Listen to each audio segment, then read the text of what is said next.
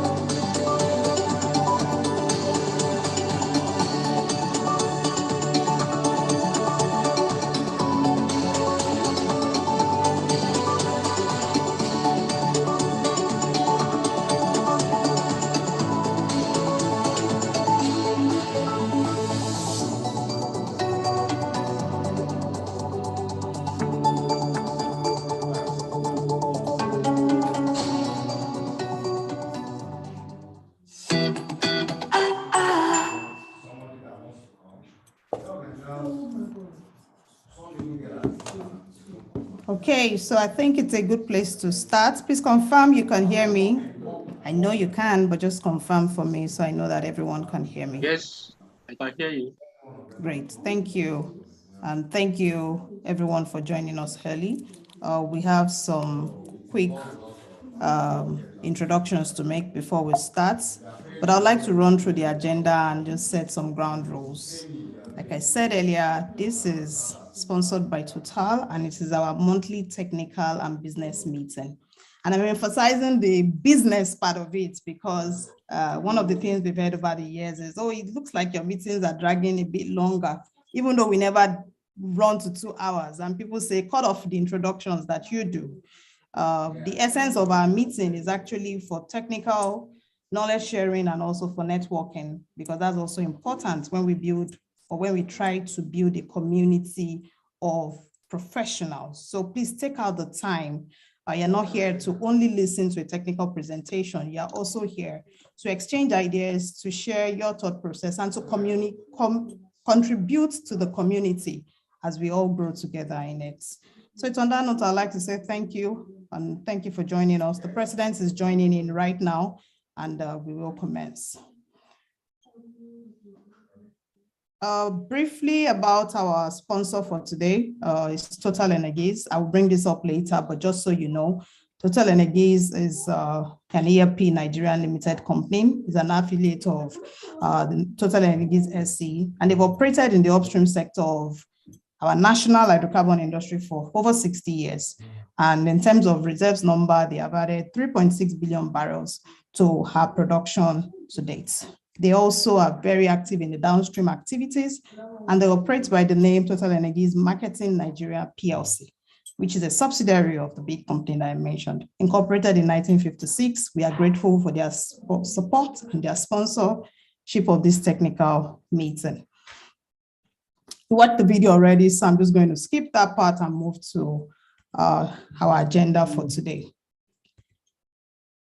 So as a matter of opening, I'd like to please remind that if you're on the call, you kindly please go on mute, or if you have to pick a call, please put your phone on silent. If you want to make a contribution, ask a question, voice an opinion, or even answer a question, please use the raise hand button or use the Q&A button. If time permits, we will call you. If it doesn't permit, we may not call you. But just so you know that we recognize that we are working within a time constraint and would like to take everyone on board, but we may not be able to do so. So please interact using the Q&A button and the chat box as well. We have a poll that will come in. The poll is really just for us to know who our community members are, how vibrant are we carrying you along. And then we also have a survey that at the end of the session that helps us to gauge our preparation for the next session. So when you see the poll come up, please go ahead and just make your inputs. And when the survey comes up too, please don't be anonymous, but if you prefer to be anonymous, it's also fine. We just want to get feedback to see how we are progressing as a community. We will take a safety briefing around mental health in the workplace. Before we start, I would like to call on the host for today's events, the president, Dr. James Edet is here, yes. Dr. James Edet, so please open the session and then we'll proceed from there. Dr. Edet, over to you. Thank you very much, Tumbasun. Let me just welcome everybody to this call. First of all, on behalf of the Advisory Council of NAPE, the Executive Committee of NAPE, and Emeritus, and all fellows of NAPE, let me welcome you all. I'm sure that this session is going to be an excellent session, and I can assure you that the presenter is going to do justice to this topic, all in the process of our learning. And I'm sure that we're going to get enough mileage out of this. Then there are a few things that we are going to be intimating members about. As shown, I'm sure everybody can see the projection. Let me thank all those who have been contributing to the activities of 2022, all our technical sessions, all our advocacy. Recently, the UAP have been doing a lot of good work. They've had some sessions with students, and this was a great success. It took place in Abuja.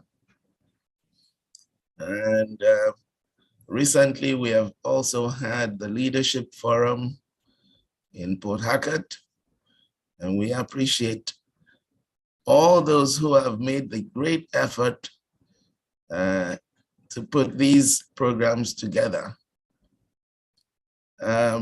Secondly, as you can see, we have had new members have come into the Advisory Council, and there are those who have left. I thank them.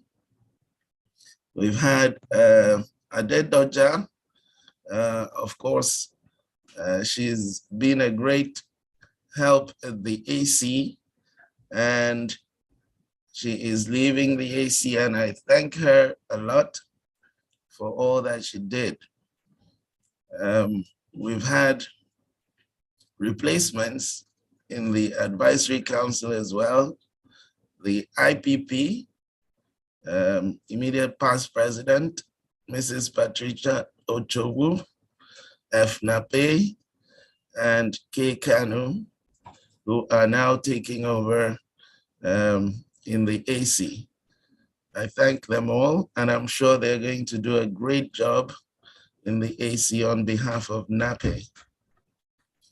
Then, of course, I would like to tell you that the Electoral Committee has been constituted, and the chairperson of that committee will be Chris Enuma.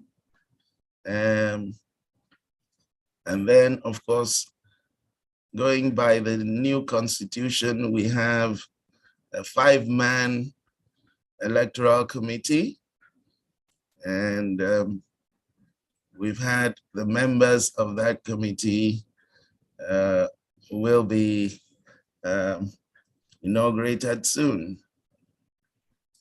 Let me also remind members about dues. I'm sure that the PS will speak more on that issue. Then finally, well, penultimately, let me just say that very key events have taken place to date. We were at the Nigerian International Energy Summit as panel discussants and spoke a little bit about Energy Bank and the activities we're hoping to pursue with the UAP as far as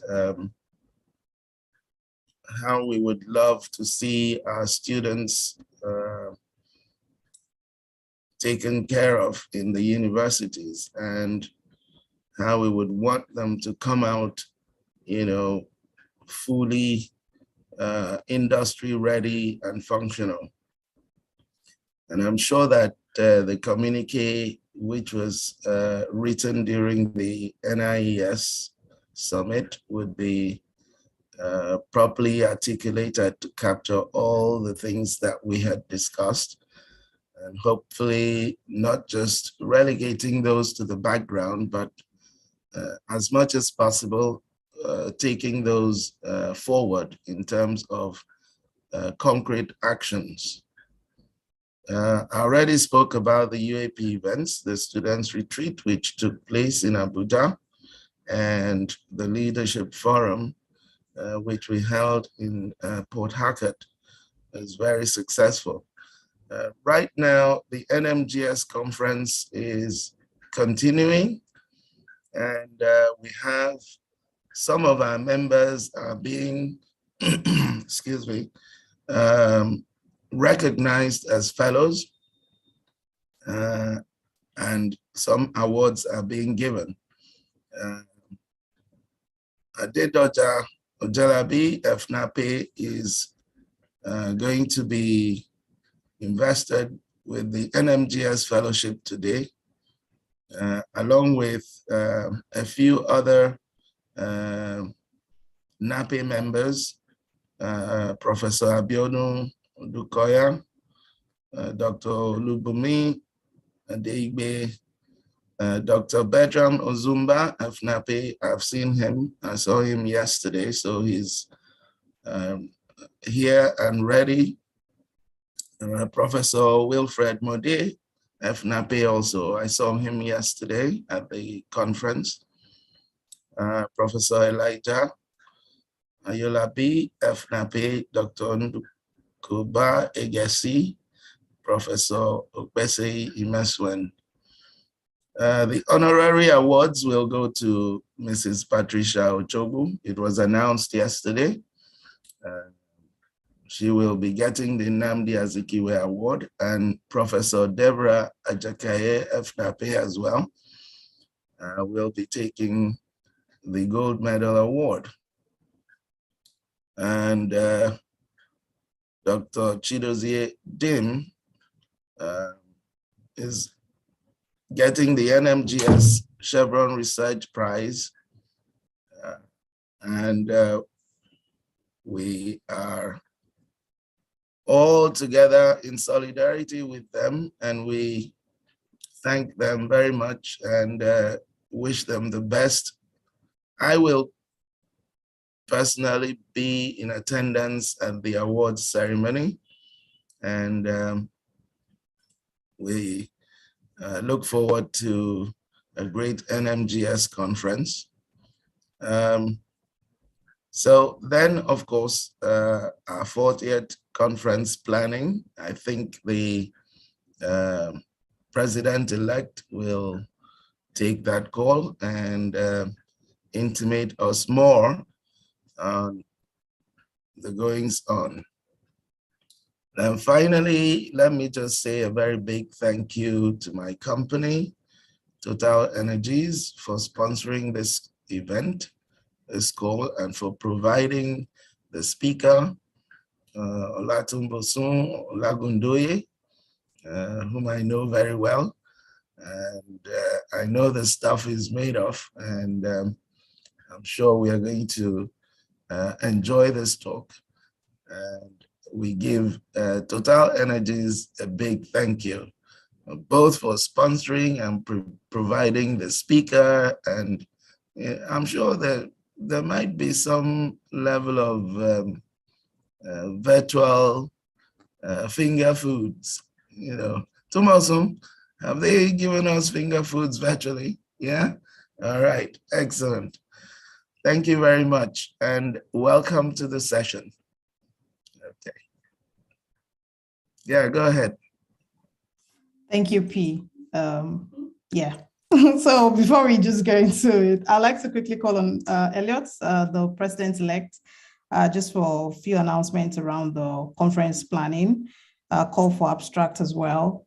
Then we'll start. Over to you, P. Thanks, Tumosun.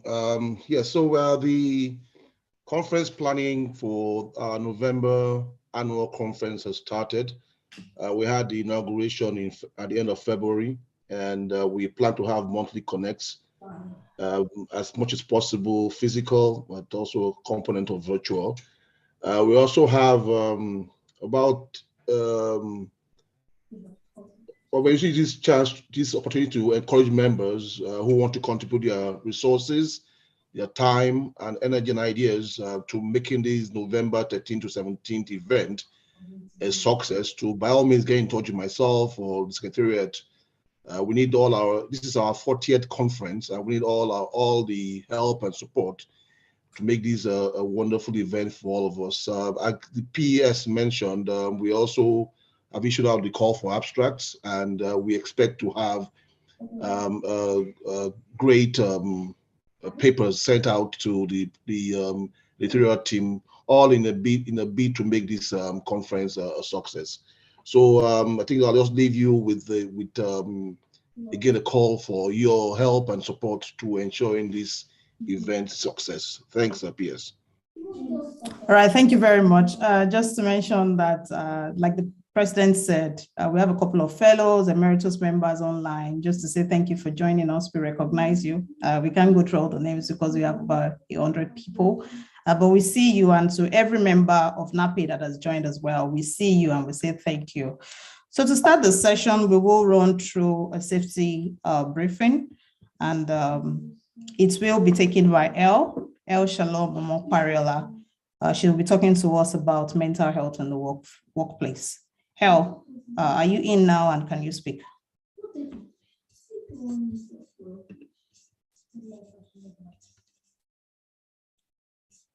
You are muted if you are speaking, El.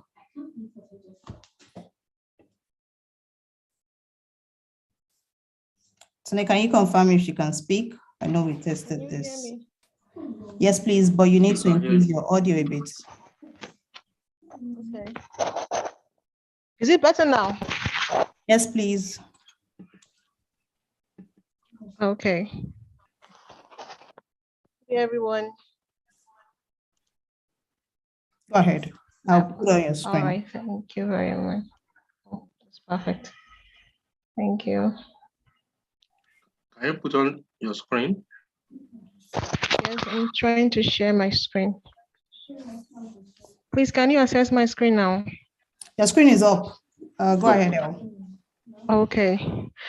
Good day, everybody. My name is El Shalom Mopariola.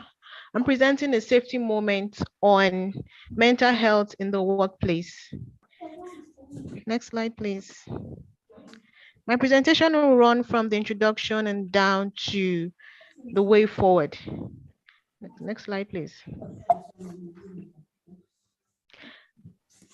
My name is El Shalom Mopariola. I'm an applied geophysics graduate, master student, currently interning at Chevron Nigeria as an earth scientist at the North Offshore asset team. My research interests basically focus on reservoir geosciences, geothermal energy, and field geology, to mention but a few. I enjoy volunteering, writing, field science, and environmental management, and I have about 2 years experience in mental health advocacy. And as a survivor of emotional abuse and clinical depression, I've been able to strategically apply my story to support others. The next slide, please. Mental health deals with the total social well-being of a human or an anthropogenic process, the physiological diversity of the person, our ability to communicate effectively, make decisions, make us mentally capable.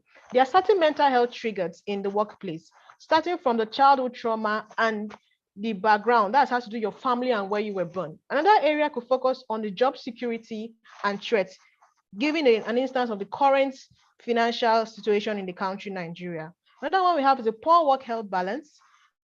Those with inability to balance your work life from your personal life. After leaving the office, you get back to home. What happens before or after? How can I also balance it? Then you have the gender stereotype. And we have also a question that comes, why is it easy to manage an animal compared to a normal human being? I often ask myself. Next slide, please. There are practical ways to support our mental health. First of all, I do this often and often. Take good care of yourself properly. Nobody can underestimate how important you are or the value you possess to yourself more than you. Practicalize your self-affirmations. It is not a woman thing or a masculine thing that you tell yourself, yes, I am worth it. Yes, I deserve it. Yes, this is my opportunity. Yes, I make the right thing for myself. Then balance your daily tasks and your brain capacity. What can you understand? What can you swallow? Never underestimate the power to rise above your pain, irrespective of telling your story. Know that this is what matters and live a day at a time. The next slide.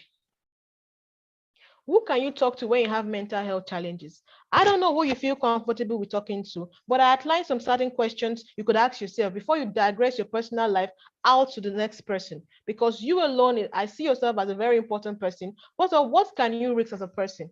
What can you trust? It's not ability to trust the other person, but your ability to see past your fears and say, okay, I choose to pick this person above me. Then what is your circle? What is the person's emotional tank as an individual? What are you trying to seek your healing from? Is it from a childhood trauma? Is it from a stress-related issue? Is it from a mental breakdown? It could be a heartbreak. It could be a loss of business. It could be a demotion or something that might have happened financially. How can you manage it? It could be a health declination in your process. Then the effect of volunteering to mental health. There are several amazing effects for volunteering. First of all, volunteering gives you an emotional, physical consciousness to build your mental health. You have the opportunity to also interact to people, gain new perspective, because your circle matters a lot. The person you find yourself in the environment boosts you. Another one, it gives you a cognitive skill that promotes your creativity as a person. You find yourself creatively inclined when you balance your mental health with volunteering. That is picking something different from your job. The next slide, please. Their way forward. There's an example from the first, please, could you go to the second slide? Whereby we have, a self-assessment. As a victim of depression or a survivor, I wouldn't call myself a victim. I had the opportunity to be afraid of telling my story, but I said no. How about I give myself a large explanation and say, yes, I've been there, I've gone through that pain. Okay, I share my story to other people and I write 50 remarkable things about myself. How about you write something remarkable about yourself? It must not have to be positive accomplishment. Yes, you broke your knee and you're able to go past it. You're not laying on the crutches. That is an accomplishment. Yes, you stood up out of that pain. You survived that trauma. That is an accomplishment. Yes, you got a promotion. That is an accomplishment. A day at a time, choosing peace over drama gives you the very best of your life. Thank you for listening and enjoy the technical session.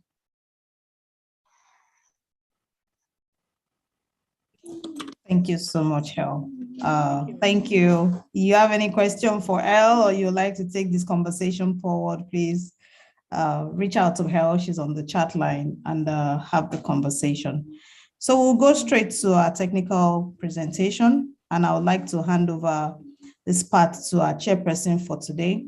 Give me a minute to share my screen. Yeah. Okay, I think I'm still sharing the wrong slide. Okay, yes. So to chair today's technical session titled Seismic Lithofacies, Characterization of Turbidites or Turbiditic Reservoirs, a case study from a deep offshore field in the Niger Delta, is no other person than Yabo Sindiko, FNAPE. Just to read her profile out before I then hand over part of the show to her. Yabo is a geology graduate of the University of Ilorin, and she has an MSc from the University of Benin as well. Interestingly, she is Elf Petroleum Nigeria. She calls it now Total Energies. She's an alumni of the company she's sitting on their technical presentation for. So that's something interesting. She has experience across health, landmark graphics, Alibotson. She's also worked with Ibile Oil and Gas. She has joined and worked with ION as well as a geophysicist specializing in seismic imaging. She was based in Lagos. So she has cross-location experience, and she's bringing all of that as she chairs this session. She currently works as an independent consultant, focusing on geoscience, data management, prospect evaluation, and development and software training as well. She's a fellow of NAPE. She's been very active in NAPE, and she is a subject matter expert in this case, and that's why she is more than qualified to be the chairperson of this session. So it's on that note, I'd like to hand over to you, madam, to please steer us as we listen to Dr. Olatuboson's presentation, and then we'll take it from there. Over to you, madam. Yeah, thank you, Tubosun. I hope everybody can hear me now. I hear you. I think you're good. Okay. Okay. So good morning, everybody. I'd like to welcome you to this technical session by Dr. Olatunbosun Olagundoye of Total Energies. So let me read out his profile for you. Dr. Olatunbosun Olagundoye, also known as Ola, has his BSc in physics from University of Calabar. His master's in petroleum geophysics from the same university, and in 2004, he received his PhD in petroleum geophysics from the same University of Calabar, where he specialized, or his research was in integrated geophysical basin analysis. He received the Nigerian government postgraduate scholarship in 1998, and in 2002, he was awarded the NMGS Ajib Oil Company Young Geoscientist of the Year Prize for his contributions to geoscience. Ola has worked in the academia as a lecturer for 8 years and in the petroleum 18 years. He joined Total in 2004 as a geophysicist after completing his PhD and has held a variety of positions throughout the company. He is currently one of Total Energy's global specialists in seismic reservoir characterization, qualitative seismic interpretation, and oversees seismic reservoir characterization in Nigeria as 2G specialities manager. His major areas of interest are rock physics, quantitative seismic interpretation, seismic reservoir characterization, and aeromagnetic data interpretation and modeling. He has attended several conferences and has several scientific publications and conference presentations to his credit. He's a deep PA, AAPG certified petroleum geophysicist, and an active member of NMGS, NAPE, AAPG, SCG, and SPA. He's fluent in English and French, and his hobbies include soccer and chess. He's also married with children. So now, what is he going to talk to today? Today, his paper or presentation is on seismic lithofacies characterization of turbidite reservoirs, a case study from the deep offshore field in the Niger Delta. So just to read the abstract, or lithofacies characterization, or to summarize it, is commonly used in reservoir modeling, well planning, placement, and reservoir management, since facies majorly control porosity and permeability. So seismic lithofacies characterization in seismic space is highly dependent on significant variations in rock physics behavior and seismic properties between lithofacies. However, the heterogeneous nature of turbidites in deepwater settings, linked principally to successive sedimentation, erosional episodes, and tectonics, complicates this dependency due to significant overlaps in rock physics behavior. So this technical presentation is to highlight a Niger Delta study showing the application of rock physics-based decoupling in the lithofacies characterization of deep turbidite reservoirs. The approach utilized lithofacies sensitivities from inverted IP-impedance and VPVS velocity attributes derived from OBN seismic data, and was aimed at minimizing uncertainties of the predictiveness of lithofacies, probability cubes due to facies overlapping. Seismic characterization resulted in robust lithofacies cubes used for reservoir model building, well-designed placement, and reservoir management of the field. So that's quite a lot. And we all know that when we want to look for hydrocarbons, we need to maximize the seismic data any way we can. So I'm looking forward to seeing how the approach that he's using helps in doing this.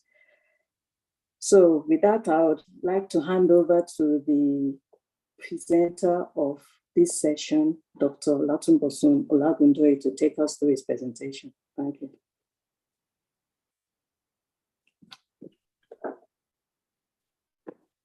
Good morning. Thank you, Chairperson. I hope everyone can hear me. We hear you. Hear you. Yes, sir. Okay. So good morning once again. First of all, I would like to acknowledge or give my greetings to the President of NAPE, the President-elect of NAPE also, and other executives present.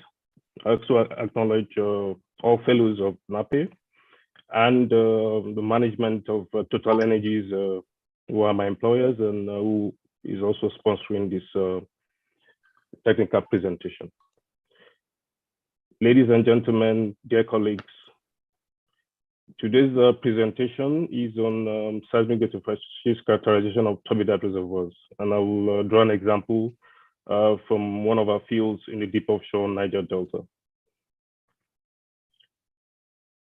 Can you see my slides, please?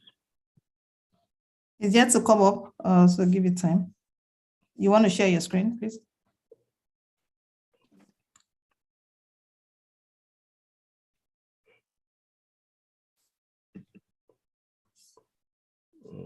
Just a minute, please.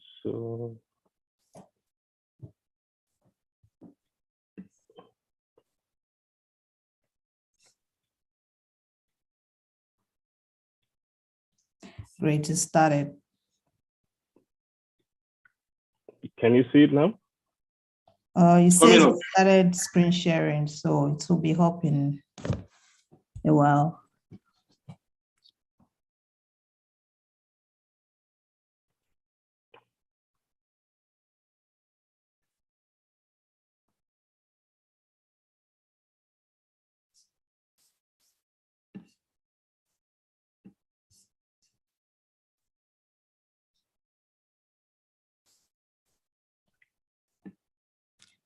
Oh, it's taking a while. What does it say on your hand, just so we know? It says, okay, it says your screen sharing is paused. It's paused, okay. It's something you have to do then.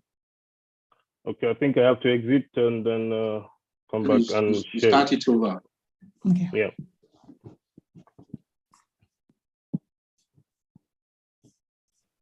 You can exit, then share again.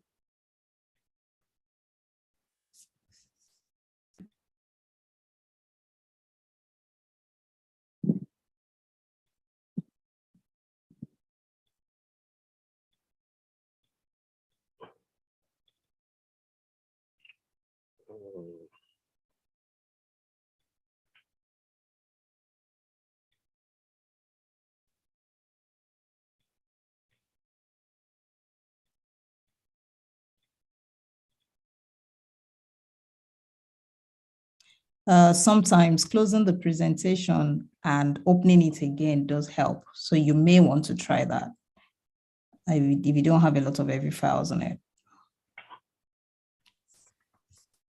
Okay, I have to open it again. Just a minute.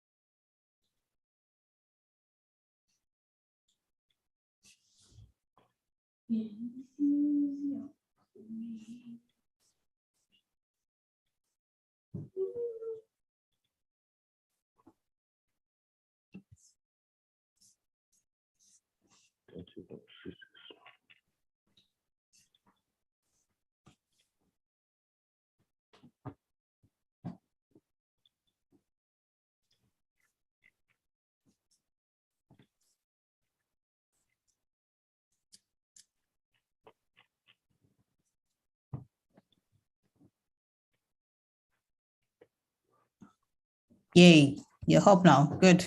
So just put it on slideshow. Yeah. Okay.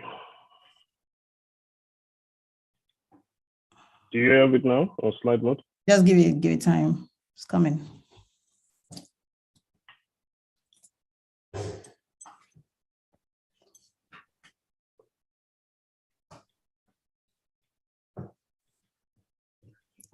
So remember, yeah, good.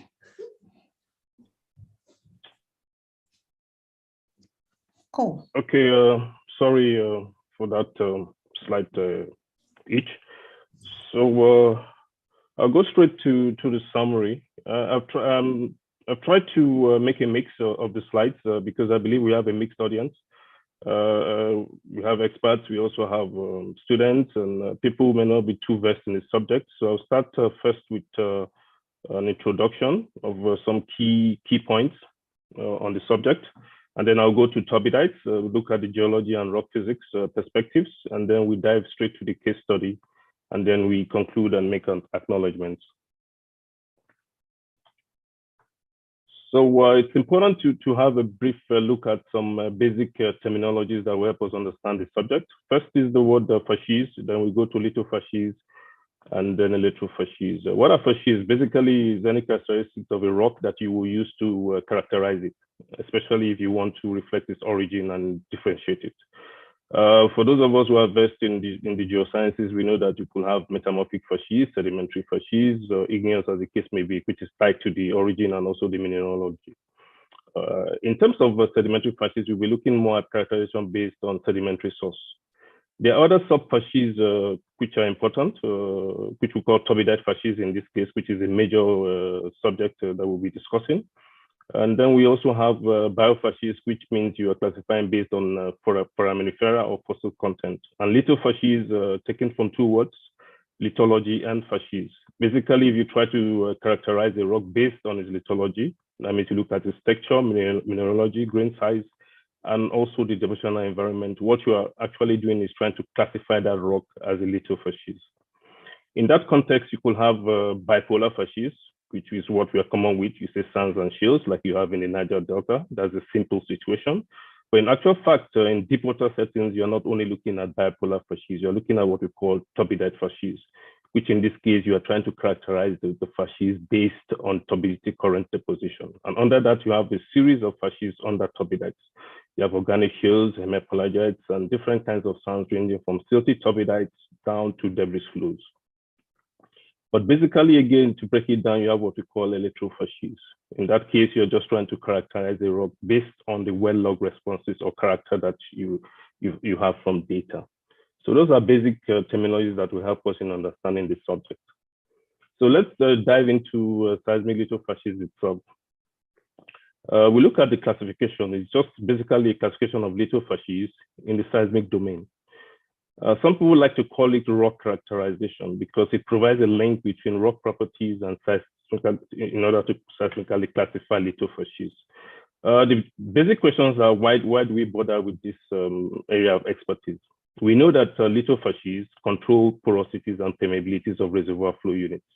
Reservoir flow units are quite important in the carbon industry because it determines how you're able to produce crude oil or gas from your reservoir. And that is determined by two parameters, which we call porosity and permeability. We are not always able to measure these directly using seismic, but we can infer them from lithofacies. So basically, your lithofacies provides a 3D perspective of this control of porosity and permeability on reservoir flow units. What are the products from lithofacies characterization in the seismic domain? They are called lithofacies volumes. And what do we use them for? Basically, we use them for geological and geophysical interpretation. We use them for reservoir model building. And of course, very importantly, a subject will be for well planning and geosteering, and also reservoir management. A new application is what we call geologic carbon storage, where you have to characterize the geologic formation that you want to send the pressurized or liquefied carbon dioxide into. This is not a major subject, but we can take questions on that. I can elaborate on that during the Q&A. Now, a basic lithofacies in 2D will look like this. This is an example for channel sands, and you see basically what the channel sands look like within the background of shales. And here's the 2D representation of that, where you see the morphology of each of the lithofacies within the 3D space itself, giving you an idea of the different depositional environments that you have within the context. So let's go to the objectives of seismic lithofacies characterization. Basically, you want to provide a link between geology, petrophysics, and seismic behavior. And what's the reason for that? We just want to find a way to classify, to translate the seismic attributes that we have, as the seismic data, back into reservoir properties. These are examples of reservoir properties of interest: porosity, argillosity, which will be shale content, and then we have mineralogy and other parameters. But how do we get these parameters? You can either get them directly from cores, well logs, or you do some rock physics modeling in order to characterize them. But we also know that from the seismic domain, we can measure certain seismic parameters, which we call velocities and densities, P wave and S wave, using seismic data. And then we go straight into the attribute domain where we have impedance, VPVS, and density, and do some modeling to give us a view, frequency, and amplitudes. Now, but the reverse is also possible, where we're able to work backwards using seismic inversion to get the impedances and these parameters in order to predict what the rock properties are. The rock properties are available at wells. They are the truth at wells, but we need a way to extrapolate them in 3D space. And how do we do that? We need to classify, do some kind of classification where we are able to work from the attribute domain in order to get these rock properties, which actually characterizes flow units that we're interested in. So basically, all this process is what we call seismic geophysics. But the basic thing that in classification, you move from seismic back to geology in order to obtain the reservoir properties of interest. So, but why is this possible? It's possible because rocks generally have some kind of behavior in rock physics space. And if you go back into the theoretical background, we see that the three parameters, which we call P wave velocities, shear wave velocities, and also densities, can be used to characterize different rocks, especially sedimentary rocks. Here we have carbonates to the north, and then we have sandstones and shales, which are clastics. Clearly, we see that in this domain, we are able to characterize the different rocks based on the velocity of sound waves in them and also their densities. If we move further down into the Poisson's ratio and acoustic impedance, which are direct measures of these properties, we see that the same thing happens in the domain. We're able to distinguish rocks based on these properties. So if this is true, that means we can use these properties to predict what the rock properties are, because each of these rocks have diagnostic behaviors in rock physics space. And if you add rock physics and petrophysics, you get what we call seismic lithofacies characterization, or what some people call rock characterization. What are the different methods available to us? There are very many of them in literature, and there are different algorithms and tools that you will use. But basically, you can break them down into two. There's unsupervised and supervised. The major difference is the amount of constraints put by the interpreter into the context. Unsupervised means that you let the algorithm to do its work without any interference. That means you don't really input what we call, for instance, hard data, like well data. But in supervised, you have a strong control on how the algorithm tries to predict your lithofacies. And that will range from petrophysical down to what we call facies probability by crossplot or PDF methods. This PDF method is the method that you will see in the case study. So we have applied a supervised technique in order to predict the lithofacies in 2D space and in 3D space. What is important is that in order to choose any of these methods, you will have to do a feasibility study to determine the right technique to use and the kind of algorithm that you use. I will explain this more in the next slides. So let's look at an example of an unsupervised method, which we call trace. An example is a trace shape classification by neural network. What you have before you is a 2D slice of seismic traces. Now, basically, this stands in morphology for more or less a channel levee system. So the idea in unsupervised is to use the seismic traces, which you see on the right here. And this is what we call the simple model that defines the channel and also the levees system. So what you do is that you tell the algorithm to look at the traces along certain lines, in lines and cross lines, to determine the character that you have in the levees and also in the main channel itself. And then that algorithm now uses that recognition that it has, especially from known points, to now extrapolate what the channel geometry will be in terms of lithofacies. So here you have the background shale, the transition zone, and the channel itself. Now, what is important here is that there are no wells here, but you can further constrain it by adding some well logs. But once you do that, you're impeding the system. That means you are now supervising the algorithm to give you the lithofacies description. That is not the technique applied here in this case, in our case. What we've done is to apply the supervised method, which I call an example is the probability density function method. Now, this is supervised in the sense that the interpreter plays a huge role in determining how the algorithm tries to predict the lithofacies. So first of all, you start in 2D cross-plot space using seismic attributes, which are sensitive to lithofacies. In this case, you have IP and VPVS as an example. You can use lambda rho, you can use a Poisson's ratio based on sensitivity studies. So what you try to do based on this example is, if we take these blue and red points, where we consider them to be red facies and blue facies, we are able to know the probability of red, for instance, in this cell compared to the probability in this cell. So what we try to do is determine a probability density function based on these known points of facies and try to predict what the probability of occurrences of these facies will be in other cross plots in 2D space.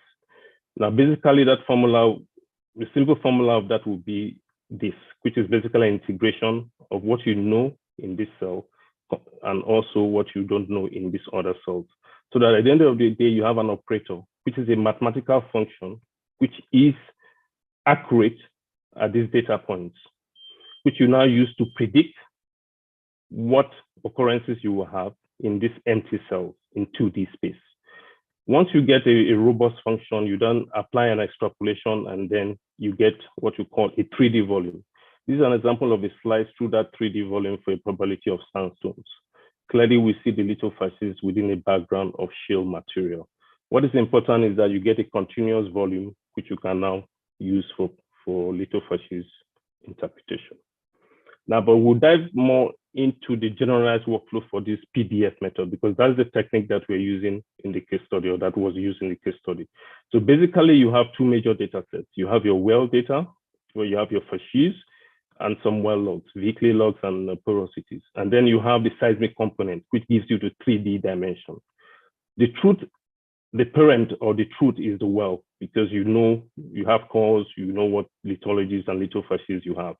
You need the seismic to give you a 3D perspective. So you do an inversion to get a direct attribute that is directly relatable in a way to rock properties, which is porosity and permeability and also lithofacies. And then you make a cross plot of these two inverted attributes, the y-axis and the x-axis, to get a PDF operator, which I explained in the previous slide. And then you do an extrapolation to get your lithocubes, which can be pseudo-weekly or facies probabilities in this case. But the main thing that we have to bear in mind is that raw physics plays a major role in this workflow, because you will have to do a cross plot based on those attributes in order to get a mathematical function, which we call the PDF, which you now use to predict the probability of occurrences in 2D space and 3D space. So we go to turbidites, which is the geologic context we're dealing with. So let's look at turbidites in a simple case first. So what are turbidites? Basically, they're just facies that you characterize based on the kind of flow. In this case, they're produced by turbulent flow of sediment leading turbidity currents. You can find them in deep lakes, continental slopes, and deep marine depositional environments like in the deep offshore Niger Delta. What are the examples we have, especially of the prolific ones? In the Niger Delta, we have a lot of fields that are basically producing huge volumes from turbidites. You have Bonga, we have Egina, we have Akpo. In other contexts, we also have Gulf of Mexico and the Lower Congo. But let's look at the simple diagram of a kind of system that depicts the turbidite environment. Here we have a 2D model where you move from the shelf down the slope, down into the abysmal plain. All of them are determined by the degree of slope and the water depth and burial, of course. You can see that it's a bit complicated. What you notice is that as you move from the proximal to the deep end, you have different kinds of sedimentations, from the channel system down to displays, and then you have the lobes. Each of them characterized by different vertical successions and lateral successions according to Walter's principle. But let's look at the Lithofacies representation of that. Here we are in the proximal, which is somewhere on the shelf, and here we are in the distal plane. This is these are Lithofacies descriptions where you are describing each of these facies at these red points, which are wells, in terms of the log character. We're able to see that as you go further down into the abysmal plane, you are reducing grain size. And you see the different lithologies that are highlighted here. Basically, here we have what we consider as bipolar facies, which is the simple case that most people relate with, where you have green as the background shales and sands, typically. But we know that for turbidites, it's not as simple as this. Because of the fact that you have turbulent flow, you have a lot of energy, and the slope also accounts for turbidity. So you are able to have a different mix of each of these facies. So you move from bipolar facies to what we call multipolar or multifacies. So let's look at the Niger Delta context and see how that is explained using the Boma Turbidite facies sequence. So in the previous slide, you saw that we're just dealing with bipolar facies, but for turbidites itself, because you're moving from proximal to distal with a lot of differences in deep and a lot of energy and reworking, you move from erosion, transportation down to thin deposition. So you see that in this case, you no longer have the bipolar facies that we are used to. We have basically 1, 2, 3, 4, almost 7 series here, where you move from graded bedding down to the mud at the top, and then the sands, most likely the sands in the middle. Now, what is the translation of this? We see that what has occurred here is basically you have deposition, you have compaction, diagenesis, and then if you put in the hydrocarbon context, you have generation and fluid flow. All these processes have a way of affecting the rock matrix itself. And in essence, it also will affect the rock properties, which in turn will affect the rock physics behavior. Because we know, for instance, that fine sediments, like I showed you in the other slides, will have a different behavior with respect to P-wave velocities and S-wave velocities. Now, basically in the electrophytic sense for turbidites, you move from this 6 into what we have typically here as 11. So you have organic shales, semi-pelagites at the top, and then you grade down into silty turbidites, sandy turbidites, and down to thick and sandy debris flow. So you move from 2 sand to shale into 11 electrophytes, each of them having its own unique properties based on these processes, that geologic processes. In rock physics space, what do we see? When we try to plot all these facies into rock physics space, into the 2D cross plot, you see a kind of mix of different facies. Now, the question is, are you able to discriminate each of these facies? Yes, you can in a way. I can say, okay, I have my blue here are the shales and all of these are sands. But you see that there's quite a strong mix of all of them, telling you that this process is complicated because of this of the different geologic processes that have affected the turbidites over time in 2D space. So basically, this is what we call the overlap of facies for turbidites because of their unique properties. So let's go to the case study and see what we have. So we're going to look at a deep offshore field in the Niger Delta and try to use this technique to characterize that field. It's pseudonym data field for confidentiality reasons, so we'll just look at the area and the data. But first of all, what's the challenge? The challenge is that we're first of all in a context in the deep offshore Niger Delta, basically turbidites. And the main thing to remember is that geology controls rock physics behavior. It does that because it's able to control the rock matrix and the surrounding background shales itself. So what's the challenge? We have overlaps in rock physics behavior because of this geologic control, because turbidites are naturally heterogeneous. What is the consequence? The consequence is that if you don't take this into consideration, you will have lithofacies fields that will not be predictive, a lot of uncertainties. And that means that you have poor data for reservoir modeling, well placement, and also management of your oil or gas field.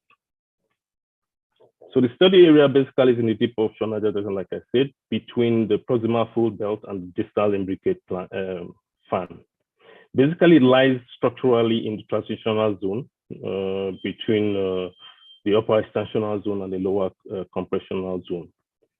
This is a basic representation of the sedimentary model. There are several contexts. We also have loop deposition, but basically this is the main one where you have an erosive constructive complex, where you have meandering channels that are erosive in part and also constructive. But basically the reservoirs are multi-layered. You have Miocene age.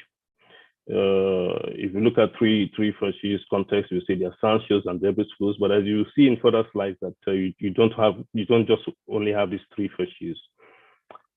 Their range is between 1,100 to 1,700 meters, and then we're dealing with a series of channels and turbidite loops, which are channelized in some areas.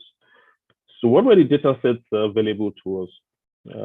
In the previous slides, I showed you the basic workflow where you had the seismic and also the wells. So here we have 4 basic sets. We have key wells, and we also have what we call learning wells. So the wells we have actually are 6 wells, each of them having the required sonic and density logs that have been environmentally corrected. And then we have group electrofacies described from these logs. These are the wells, 6 of them, DF1 to DF6. Now, as that's normally done in characterization, you will need what we call the learning well, which in this case will be the parent, because you want to get a parent-child relationship to predict what the behavior of the child will be. And those parent wells are the 5 wells, DF1, 2, 3, 4, 5, and 8. And then we have DF6 here as the blind well to test the characterization, to validate the characterization. Now we have the seismic data is from ocean bottom nodes, PSDM in time. And then an inversion was done to get 2 attributes, P-impedance and VPVS. One will ask why VPVS and P. That's based on sensitivity studies that we've done in our fields to determine that these are the 2 best seismic attributes that can be directly related to reservoir properties. We have basically 4 reservoirs. You have the outline here in different colors, R11 to R24. Basically just showing you the outline in the composite map. This is an example of the inversion data, VPVS, calibrated at a well, DF1. Yeah, so you see clearly that here we have yellow for sands and then green and gray as background shales, telling you that the inverted data is quite robust enough for the seismic reservoir characterization. So let's look at a typical section through the field so that you understand the complexities, which is again linked to the turbidite deposition. This is a line running A to B through the key wells, the 6 key wells. And here we have relatively what is outstanding here are the bright anomalies or amplitudes relative to the transparent or grayish background. The grayish background most usually translates to shales, but depending on the view context may still be sands. We put in the fluid context here where you have red for gas. In total, we use red for gas, green for oil, and blue for water. So basically, we have quite a whole range of reservoirs, but the target reservoirs for us are the R12, R18, and R24. So we had a context in terms of trying to characterize all the lithofacies in order to improve fluid flow and geomodeling. So the question comes again, why OBN? Because in the field, we also have streamer data, older streamer data, but the basic context is that normally OBN is quite rich in low frequencies and imaging and all that, which are quite important for lithofacies characterization.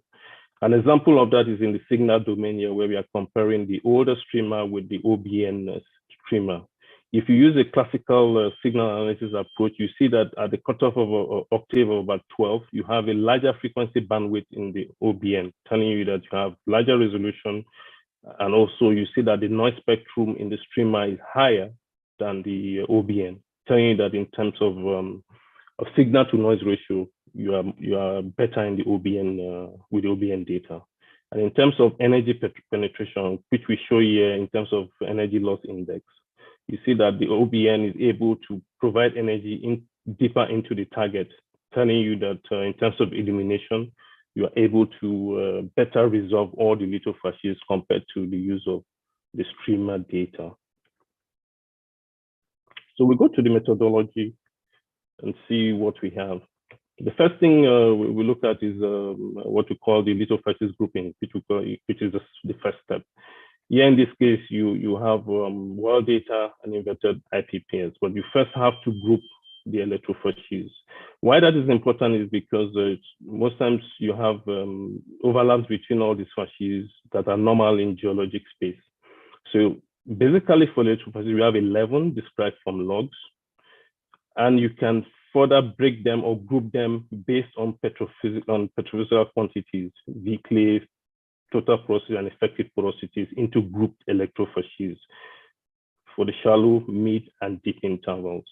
So clearly here you see that we have grouped organic shales, hemipalagians, and mud into one group electrofacies. Clearly you can see that that is not surprising. That is not surprising, but also you look at in terms of petrophysical parameters, you see that they have unique properties for each of these groupings.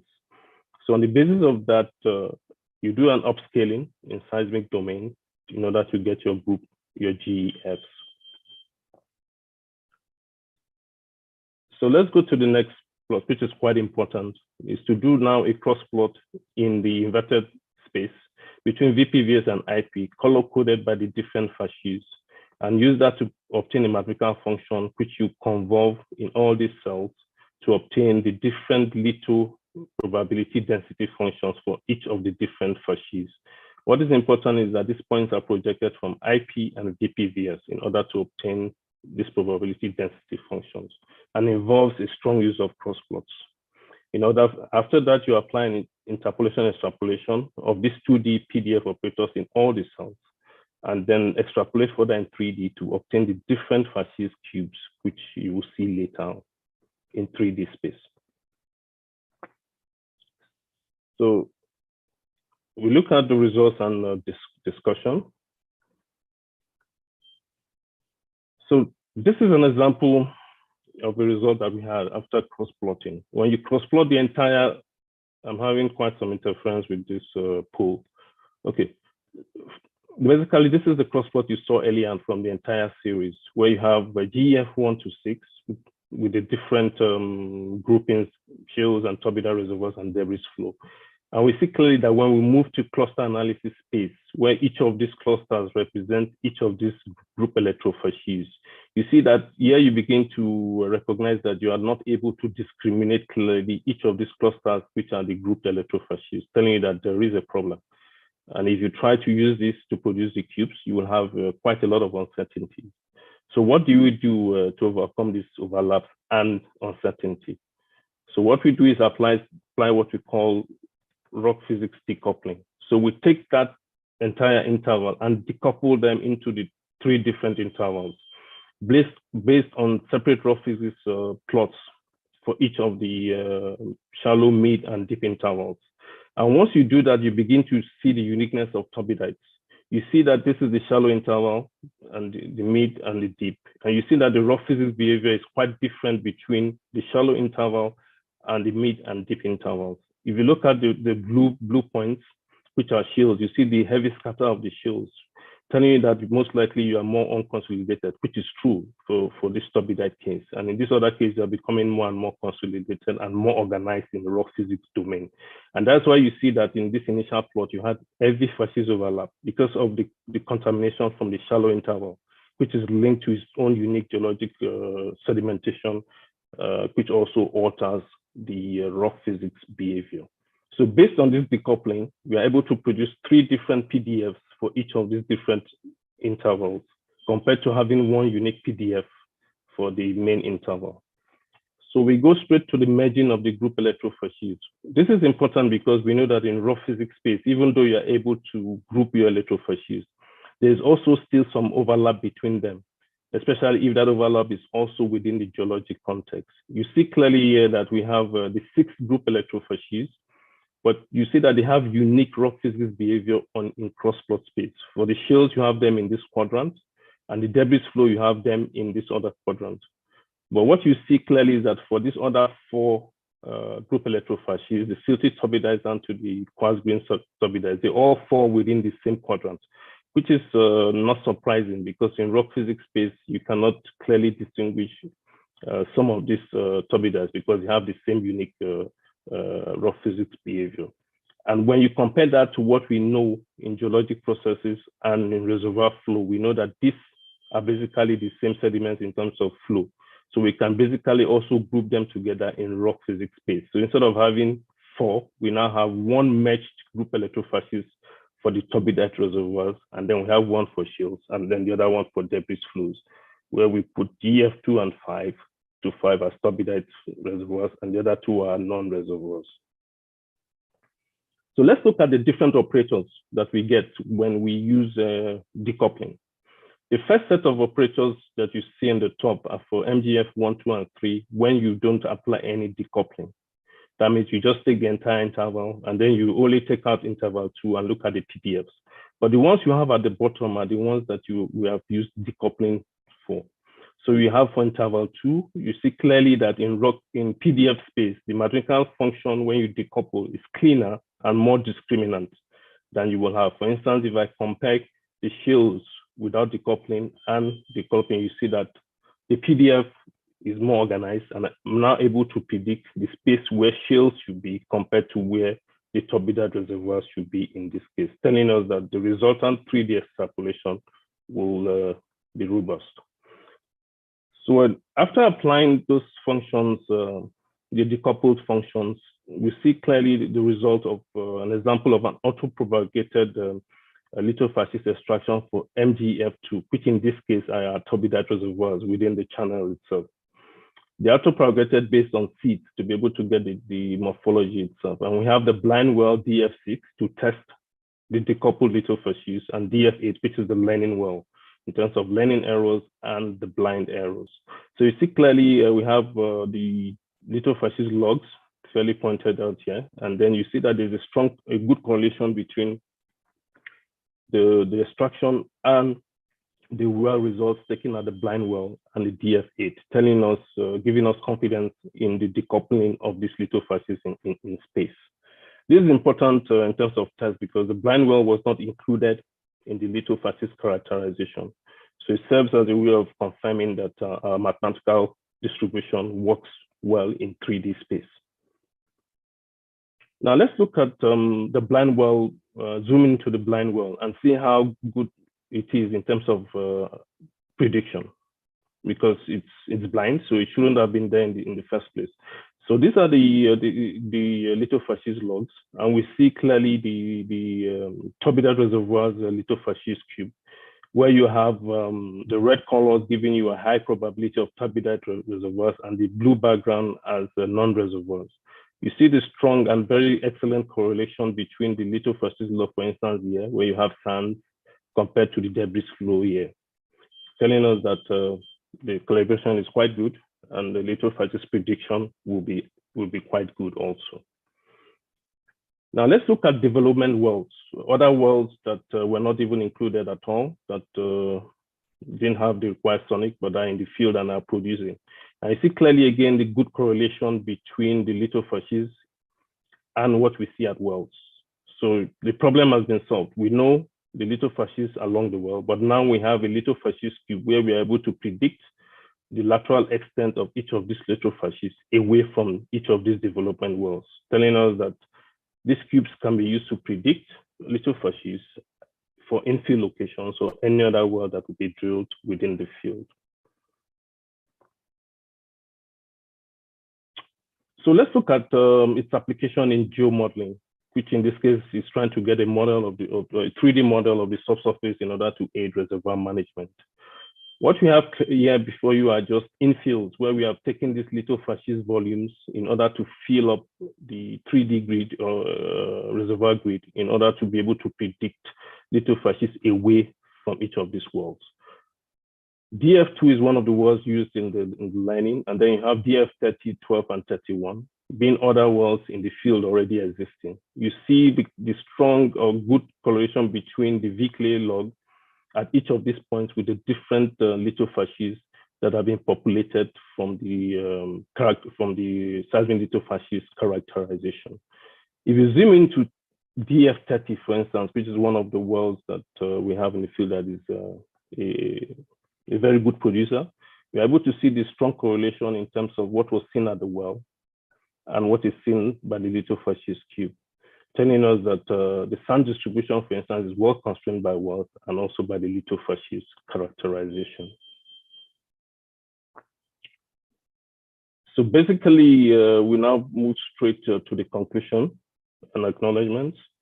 So we see clearly that what we've shown is to show that lithofacies characterization uses the link between rock and acoustic properties to classify lithofacies seismically. But the key thing is that we go back from seismic to predict geology or rock properties. But in a turbidite context like in Niger Delta, where we have heterogeneous nature, we know that clearly there's going to be that facies overlap and poor discrimination between turbidite facies. But when you apply multi-well rock-based decoupling, you're able to reduce that uncertainty. What's also quite encouraging for us is that this same approach has been used in fields in the Niger Delta and other basins, and they've been successful. In fact, quite a lot of, so far we've not had any surprises based on predictions from the lithofacies volumes using this technique. I would like to conclude by acknowledging Total Energies and for the privilege to make this presentation, and also the blog partners and also NAPE for this forum for us to share ideas on geoscience. Thank you.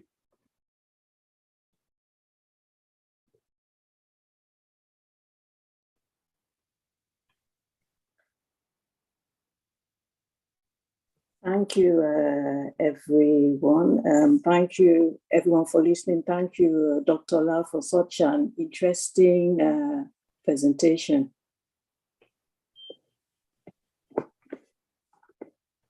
Before, in fact, I was so engrossed, I actually forgot that I was supposed to summarize, but let me try and do that now. Well, Dr. Lau took us through what the key terminologies were as per facies, lithofacies, and electrofacies. Also, the different types of seismic characterization methods that could be used, which were supervised and unsupervised, the supervised being the one used for the study.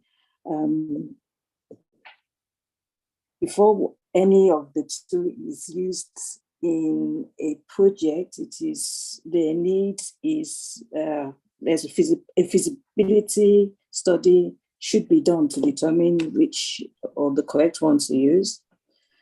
In this case, the probability density function was used in this study. He also discussed turbidites, what they are, defining what they are, and the processes that affect rock properties, rock physics, behavior, and consequently, the effects of elastic behavior. He went through the different methodology, or the methodology that was used, for the study, which started from the facies grouping and upscaling. Let me check. Okay, rock physics, cross plotting, and the interpretation and exploration in 3D space. He also made reference to the fact that it is always, I forgot to mention earlier, better to the advantage of using OBN data vis-a-vis streamer data for the geophysics seismic part. Check again. He also showed the results of the study, and some of the things that were showed were improved lithofacies discrimination, the differences between uncoupled and decoupled versions of the results. And let me check again. Yeah. Also showing how the results gave compared the results with the so-called blind well that was used as one of the things wells at the beginning. As a sort of control or blind well to see how well it conformed, and it was the results were very encouraging. Also, looking at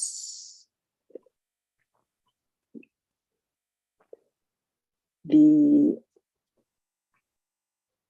well results, well, also the correlation with well results was also very good. And all in all, the approach has also been used in other areas by the company, and they've also had very good results. So hopefully, I know I'm sure I missed quite a number of things out because I was listening and forgot to take notes as part of the time. So, Tuboson, do we have time for questions? Oh, yes, please. We do have 20 minutes for questions, and you have a lot of questions. You both have a lot of questions. So let me know how you want to drive that. Okay, well, we have some in the Q&A I'm seeing, and we still have some. So, Dr. Ola, do you have access to the Q&A? I will have to go out of slide mode. Oh, okay. Okay, because I was thinking that maybe, sorry? I don't know if Tubosun can help us with that, because if I will need the slides probably to explain. Okay, no problem. I was trying to see the effective way of doing it, because there are quite some number there and trying to combining some of the questions together. Okay, I only have 4 in the Q&A actually. That's what I'm looking at. Okay, do you want me to take, let me take the ones in the Q&A. Actually, there are just 4. You have a lot more in the chat. So if you, let me help here. There are quite a number in the chat. Let me help and box them together for you. So the first question, of course, will be around the Q&A. If you can read it as well, Dr. Ola, for perspective is always better for you to do that. So the question says, in a situation where you have shear velocity and it's not, where your shear velocity is not recorded, what other control can you use to reduce the uncertainty in the VP/VS ratio, and also for your Poisson ratio used in reservoir characterization? So if you don't have VS, what should you do? How do you reduce the uncertainty in that ratio? Okay, in that case, well, that's a very interesting question, and it brings into context some of the issues we have regarding local acquisition in the Niger Delta, especially in terms of cost and all that. But if you don't have shear logs, that means you cannot compute VPVS, and that means you cannot compute Poisson's ratio. What do? You have a lot of other avenues which also are linked to uncertainties. You can decide to compute the VS yourself, or you model it using raw physics modeling, or using some empirical transforms. You have several of them, the Gardners and all that, which you can test within your field to see if they calibrate at wells. But there comes the uncertainty, because these are not real VS measurements. So you need to factor that into your lithofacies characterization. Most people don't like to go that route because you're not sure of the modeled VS. Even though they are fully calibrated, you don't know how predictive they are going to be away from the wells. So what you can do in that case is to go back again to the earlier slides I showed, where you have several lithofacies classification techniques, which are based on feasibility studies. In this case, you don't have VS, so you could decide to say, okay, I want to use something that's a bit more unsupervised.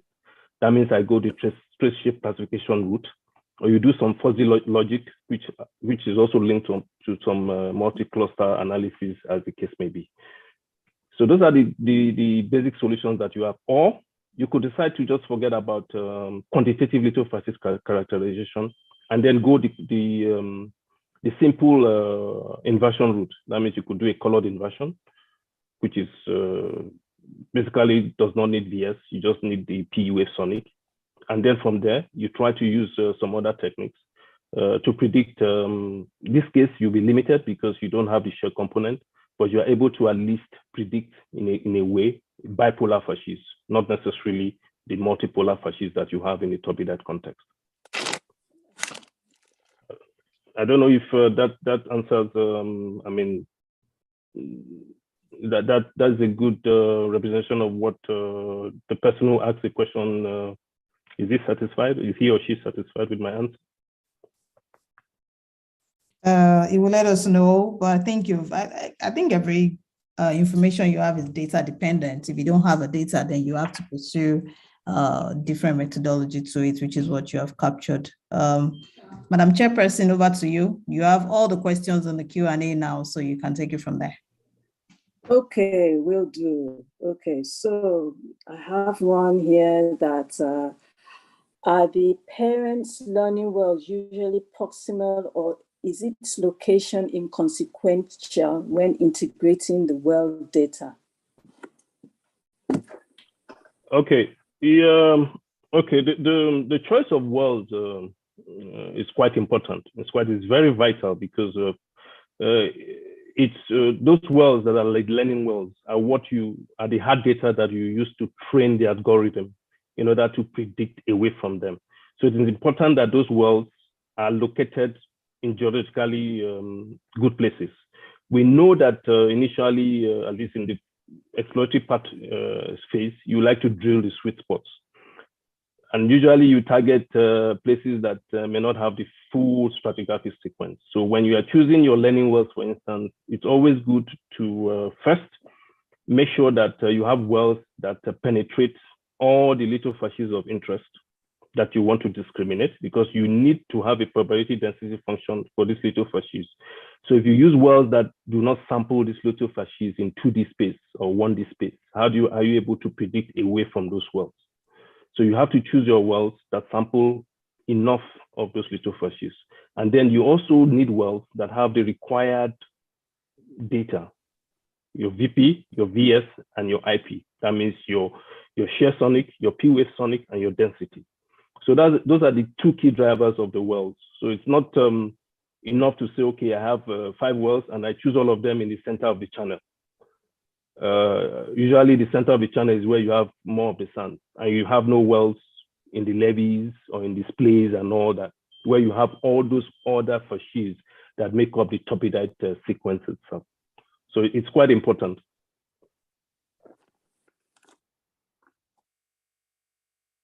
Okay. The next question is, I think it's a 3-part question actually, but let me ask you. It says, please, what may be the major discriminatory factor that informs selecting the elastic properties, IP, IS, and VPVS, and not Poisson ratio, lambda rho, and Young's modulus, for instance? Okay. In actual fact, I wouldn't say there's any strong criteria. The only determining factor is how these attributes, that means the y-axis attribute and the x-axis attribute, are able to discriminate the reservoir property of interest, or the lithofacies in this case. So what is normally done is that you make a cross plot of the attributes you have in your field. Some companies like to use lambda rho and IP VPVS or IP and shear impedance. But what is important is that you first do a feasibility, you do a cross plot, and now determine how these attributes are able to discriminate the lithofacies in raw physics space. In fact, what was done recently in one of our studies is an example of what we call sensitivity studies of each of these attributes relative to different rock physics properties. In certain areas, we've seen that Poisson's ratio may be better than BPVS, depending on the role that fluids are playing in the context, and also the kind of compaction that you have in terms of barrier. So there's no rule of thumb per se. the answer lies in the sensitivity studies that you will do as a cross-plot of the attributes in order to show the ability to discriminate the reservoir property of interest. Okay, let me go to another person. So, okay, so did your work eliminate the uncertainty 100%? What other approach can you use to handle the uniqueness? Okay. So, of course, in geophysics, the problem of non-uniqueness cannot be solved 100%. What is done is to validate your results at known wells. And on the basis of the wells, you can say, okay, I have certain percentage of confidence. But in order to solve the entire non-uniqueness problem in lithofacies characterization or modeling, as the case may be, is to use complementary data. And that complementary data will come from different data sets. One is the raw seismic itself, other geophysical data that will be available to you. For instance, you could do a benchmark to other inversion products. You do a benchmark to your different angle stacks, and also factor in what we call pitfalls. Pitfalls in the sense that you ask yourself, what can go wrong with my lithofacies cube? And that question will come either from your field or from analog fields. I mean, fields in the same context around your area. Have there been surprises where for instance, you predicted fine sands and you got in there with a well and all you had was debris flow? In that case, you have to fall back again to complementary data. What is my sedimentology saying? It's not enough to interpret a lithofacies cube or volume without a strong knowledge of the sedimentology. And that's why you see that in all my slides, the basic thing you see is that the work of seismic reservoir characterization means that you must have a strong background in geology, in petrophysics, in geophysics, and also rock physics. When I say a strong background, it's not like you have to be a professor, but you must be able to understand each of these subjects, because each of them control the general rock physics behavior of lithofacies. Okay, how much time do we still have to go for questions? Can I still go ahead? Okay. I'm assuming Yes, that's a please. yes. You Okay. have 12 more minutes for questions, please. Okay. So I'm trying to go through. Okay. How applicable is the methodology to non-PSDM seismic volumes? Okay. Well, the tool is quite, or the area of this area of geophysics is quite applicable to different data sets, whatever domain you are in, whether you are in depth or time. But what's critical is that the entire process is done in time, because it also involves a kind of convolution process. And we know that convolution is normally done in time because it is more stable.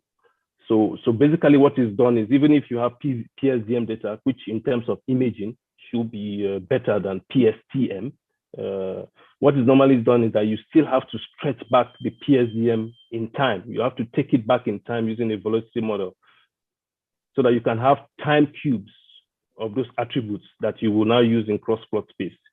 We do not cross-plot the attributes in depth domain, even though we need the X dimension in order to extrapolate the lithofacies within the 3D volume. But the algorithms or the entire mathematical function is done in the time domain. So it doesn't matter what domain your data is in, as long as you can convert it back to time. Okay, next question. I heard and understand the preference for OBN, OBC seismic, but what's your thoughts on highest towed streamer data given the resolution expected? Okay, well, generally speaking, one will have to, I mean, if you are going to compare apples with apples, we traditionally understand that OBN data has a larger frequency bandwidth.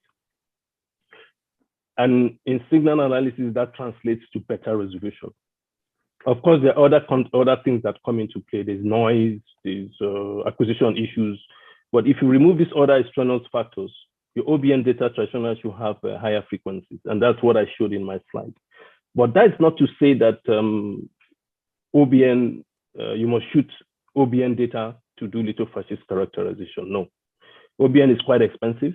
In fact, one of the reasons it was shot in this field was to solve quite a lot of problems, and also for repeatability in terms of 4D seismic monitoring. But we took advantage of that data because it came with higher resolution and better imaging. So traditionally, the OBN should be better, but that will depend on budget and budget constraints and what the objective is in the field. You will not want to shoot a very expensive OBN because you only want to do lithofacies characterization, unless it is absolutely necessary for that lithofacies characterization and it justifies the cost. So you can do it with streamer. Okay. Next question. How is this method different from spectral decomposition? The same person asked that question twice. Okay, so well, the basic difference is in I think slide 4 or 5, where I showed the seismic modeling route and also the seismic inversion route.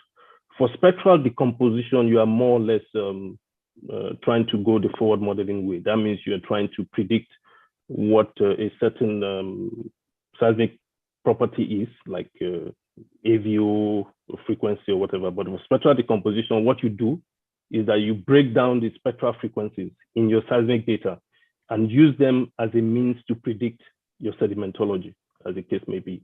But that sedimentology that you are bringing out from the different frequencies is not cannot be directly linked to reservoir, to rock properties, which is a bit different from lithofacies, because lithofacies, you are going the inversion route. And the inversion route means that you are having layered properties, which is different from the seismic interface property, which spectral decomposition gives you. The layered property means that you can directly relate your seismic to geology. You can't do that in spectral decomposition. What you can do is you decompose and use the frequencies because of the different frequency range of each of the sedimentary fairways, and say, okay, this is where the channel is, this is where the levees are.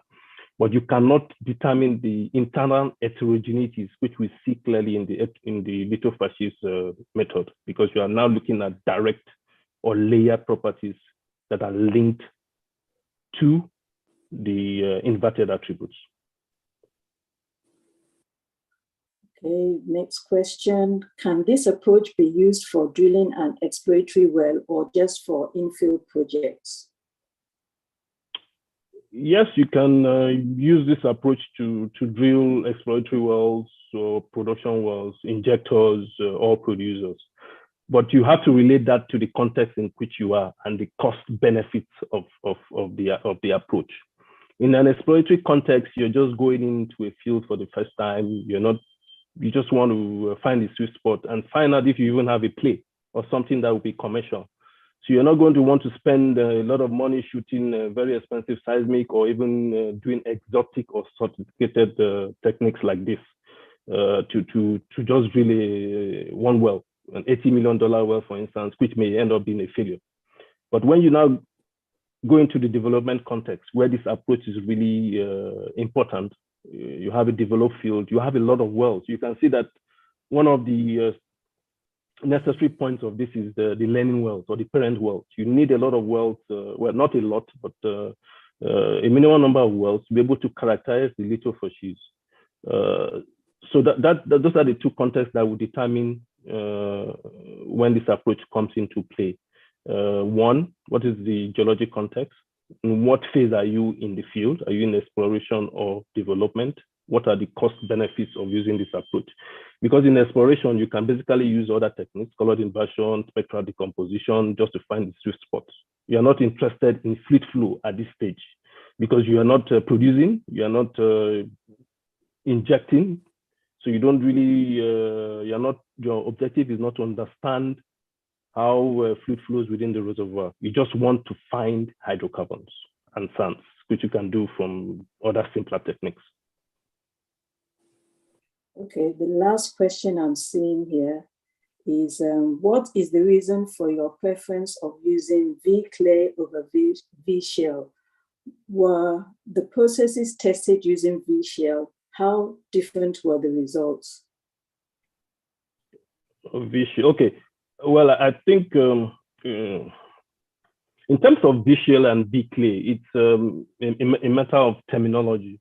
For us in Total Energies, we use the term V-clay. Some other companies use V-shell.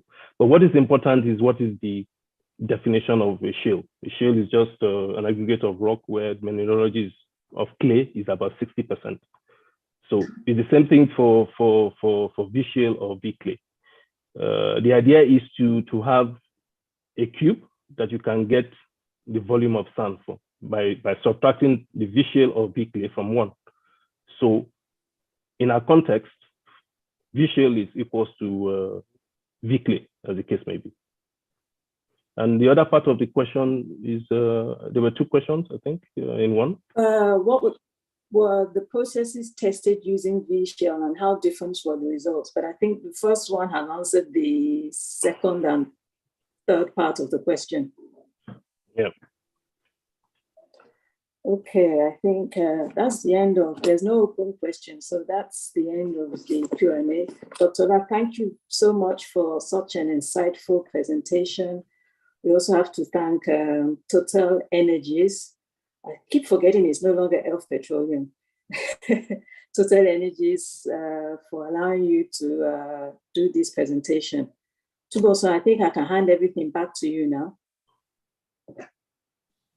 Rightly so. Thank you very much, Madam. I'd like to call on the PE before we take the sponsor's address. Dr. La, you have an idea who is doing the sponsor's address from Total? I think I have my boss here, the GM, General Manager for Geosciences and Corporate Specialties. I think is among the is in the audience. So if you're there, sir, can you please? I think Tuboso, you have to hand over the mic to him, right? I don't have control here. Yeah, do you see his name? Just a minute. I think I see him. His name is Mr. Let's see, Mr. Chris Enuma. Let me see if he's still here. Tuboso, you can check too, just in case. No, he's not here. There's no Christian here. Is there Christopher Enuma. Okay, all right. Okay, he said Chris. All right, so Tunde, please make him a panelist so that we can take the sponsor's address and then we'll have the president-elect come up to close our technical part of this business meeting.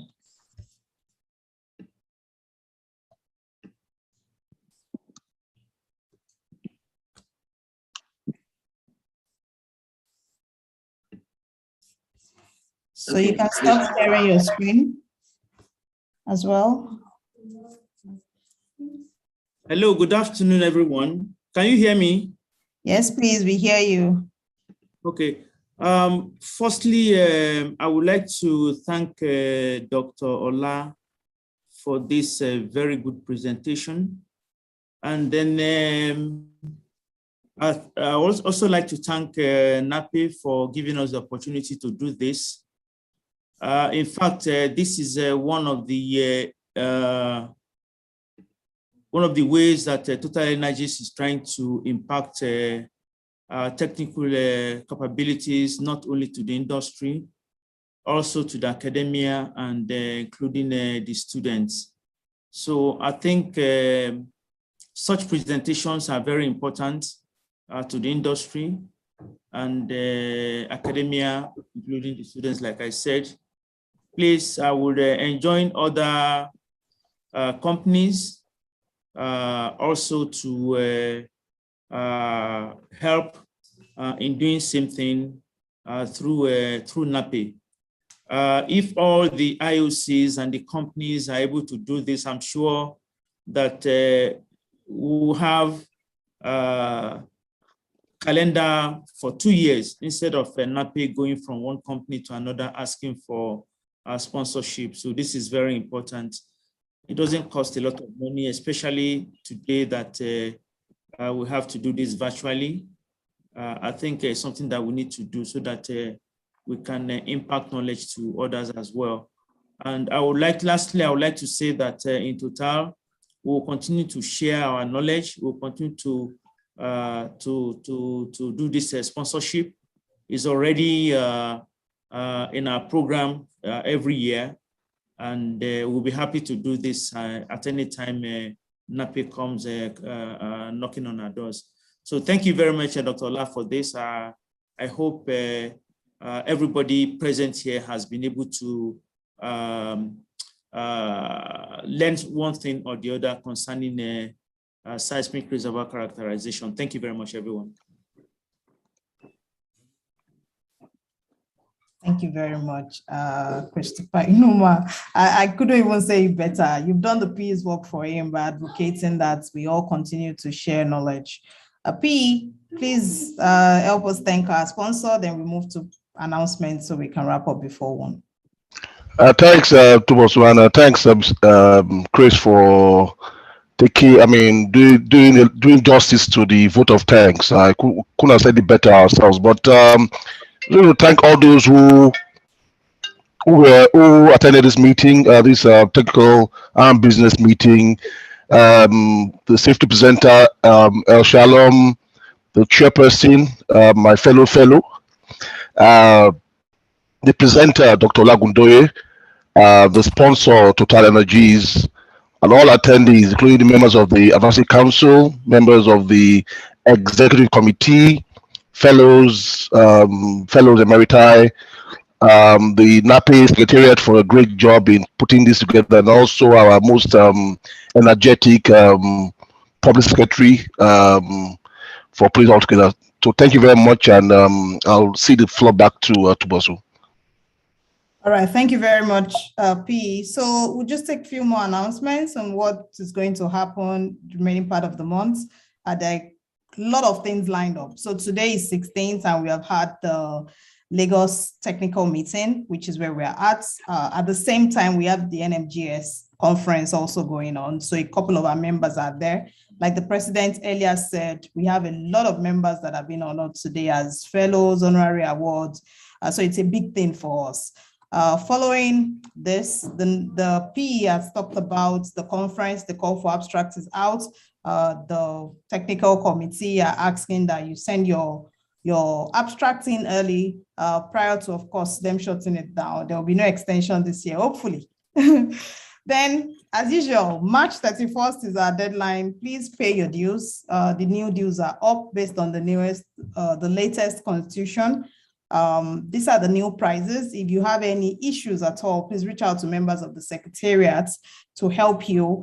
However, note that the junior membership does not exist anymore. So all junior members have now been converted to associate members, but you must pay up your dues in that regard.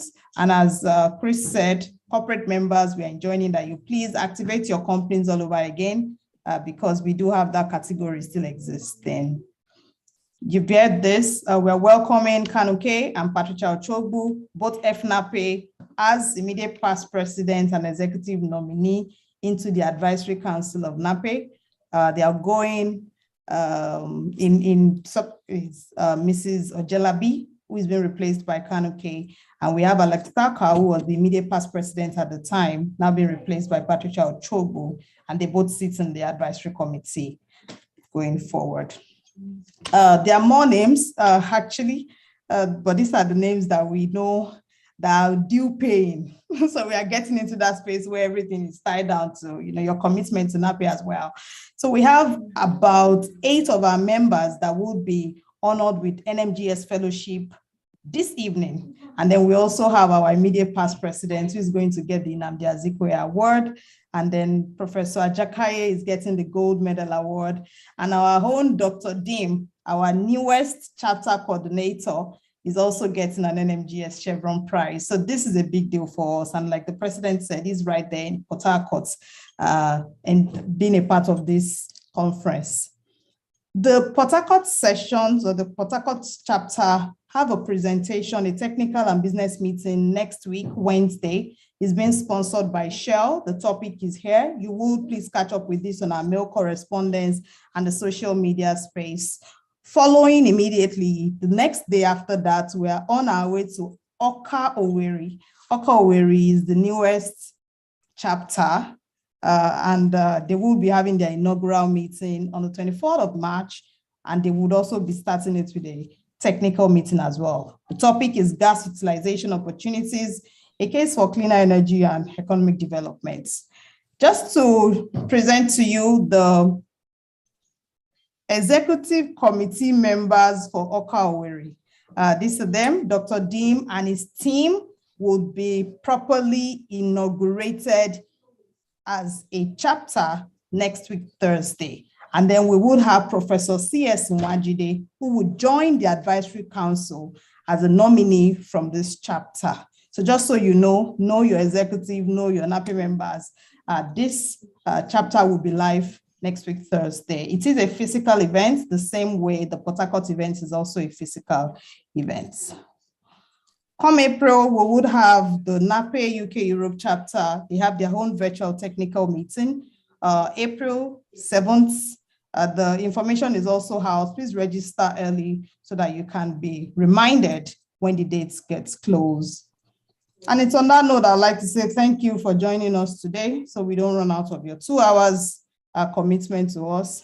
I'd like to hand over back to the president-elect to give us the vote of thanks and properly close this meeting.